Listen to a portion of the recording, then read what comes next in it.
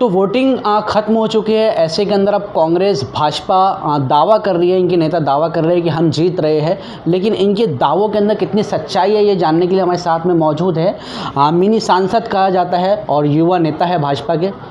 क्या कहेंगे, voting bumper हुई है इस बार, क्या कारण मानते हैं? देखिए, सबसे पहले तो पूरे खंडवा संसदीय क्षेत्र के मतदाता भाइयों बहनों को और युवाओं को आपके चैनल के माध्यम से बहुत सारी उनको धन्यवाद कि उन्होंने इतना मतदान में बढ़ चढ़ करके हिस्सा लिया। जो है उन्होंने जो अपना वोट दिया है वो राष्ट्र के लिए दिया है, राष्ट्र निर्माण के लिए दिया है और विकास के लिए उन्होंने ये वोट दिया है। और उन्होंने ये चीज़ भी दिमाग में रखते हुए कि किसी की गारंटी हो ना हो, मोदी जी की गारंटी ज़रूर है, तो उन्होंने इस चीज़ को देखते हुए वोट किया है।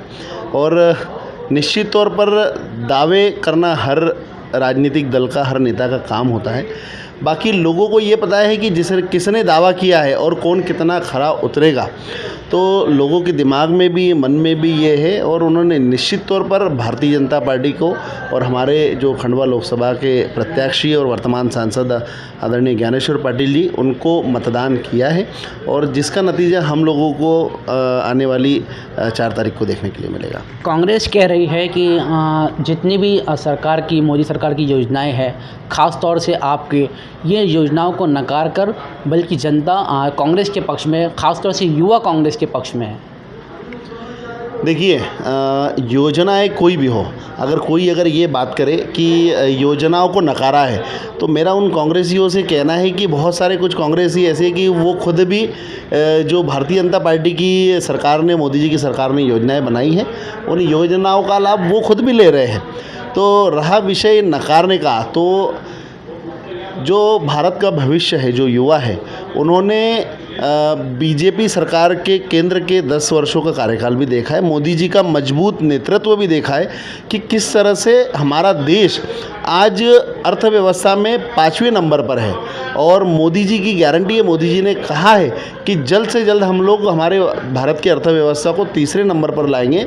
और अगर हम बात करें, युवाओं को ज़्यादा समझाने की आवश्यकता इसलिए क्योंकि उन्होंने डेवलपमेंट देखा हुआ है।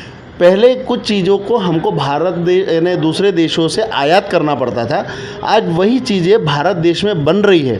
और अब हमारा भारत देश इतनी मजबूत स्थिति में है कि अब हमारा भारत देश जो है, मोदी जी के नेतृत्व में, वो दूसरे देशों में हमारे यहाँ की बनी हुई चीज़ों को निर्यात कर रहा है। तो ये युवाओं ने देखा हुआ है। आज अगर हम बात करें तो दूसरे देशों में अच्छी कंपनियों में जो CEO के पद पर बैठे हुए, वो हमारे भारतीय युवा बैठे हुए हैं। तो उन्होंने ये चीज़ को भी समझा है, देखा है, और निश्चित तौर पर उन्होंने जो वोट है, युवा वोट है, वो भारतीय जनता पार्टी को और मोदी जी को ये वोट दिया हुआ है। कुल मिला के आपका ऐसा मानना है कि खंडवा लोकसभा क्षेत्र में इस बार फिर से मान रहे हैं आप? बिल्कुल, यहाँ पर कमल निश्चित तौर पर खिलेगा और ये कमल का फूल जो है, ये मोदी जी की झोली में खंडवा लोकसभा से जाएगा। बहुत बहुत शुक्रिया हमसे बात करने के लिए। तो क्या दावे है और क्या इनका कहना है, हमने आपको इस रिपोर्ट में बताया। तमाम बड़ी खबरों के लिए बने रहे BNC न्यूज़ के साथ। अपने कैमरा सहयोगी अनस के साथ में दानिश रज़ा खान, BNC मीडिया, बुरहानपुर।